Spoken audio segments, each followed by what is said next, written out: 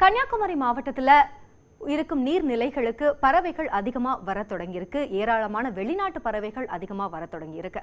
பறவைகள் சரணாலயங்களை போல முறையான கட்டமைப்புகளை இந்த இடத்துக்கு ஏற்படுத்தி கொடுத்தா இதை இன்னும் அழகான ஒரு சுற்றுலா தலமாக மாற்றலாம் அப்படின்னு சொல்றாங்க பறவையின் ஆர்வலர்கள். அது குறித்து ஒரு தொகுப்பு.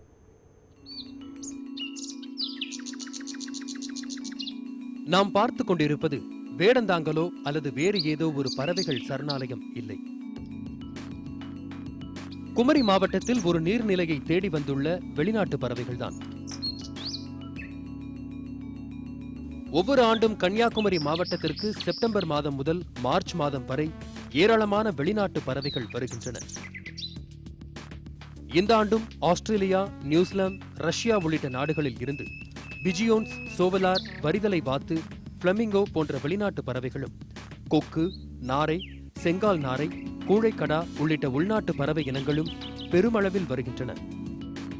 கொக்கு, நாரை, செங்கால் நாரை, கூழைக்கடா உள்ளிட்ட உள்நாட்டு பறவை இனங்களும் பெருமளவில் உணவிற்காகவும் இனப்பெருக்கத்திற்காகவும் வந்துள்ளன. மணக்குடி, தேரூர், சுசீந்திரம், தத்தையார்குளம், ராஜாக்கமங்கலம் போன்ற பகுதிகளில் உள்ள நீர்நிலைகளில் பறவைகள் அதிக அளவில் காணப்படுகின்றன.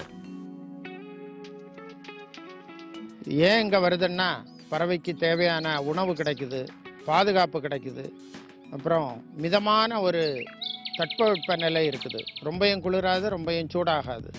அதனால இந்த பறவைகள்லாம் இங்கே வருது. இப்படி வரும் பறவைகளை சிலர் வேட்டையாடுவதாக பொதுமக்கள் தெரிவிக்கின்றனர். மேலும் இந்த நீர்நிலைகள் திறந்த வெளியாக இருப்பதாலும் ஏராளமான குப்பைகள் கொட்டப்படுகின்றன. இந்த குப்பைகளில் உள்ள பிளாஸ்டிக் மற்றும் நச்சுப் பொருட்களை உண்ணும் பறவைகள் இறந்து போகின்றன. இந்த இடத்தை அரசு பாதுகாக்க துவங்கினால் இந்த இடத்திலும் பல்லாயிரக்கணக்கான பறவைகள் வருகின்ற வாய்ப்புகளும் இருக்கிறது. நம் நாட்டு பறவைகள் மட்டும் இல்லாமல் வெளிநாட்டு பறவைகளும் இங்கே பல வருகிறது. இந்த நீர்நிலைகளை தூய்மைப்படுத்தி சூழல் சுற்றுலா மேற்கொள்வதற்கான ஏற்பாடுகளை வனத்துறையினர் மேற்கொள்ள வேண்டும் என்பதே பொதுமக்களின் கோரிக்கை.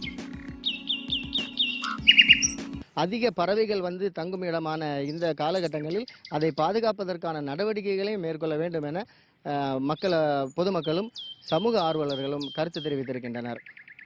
நியூஸ் 18 செய்திகளுக்காக கன்னியாகுமரியிலிருந்து எட்வின்.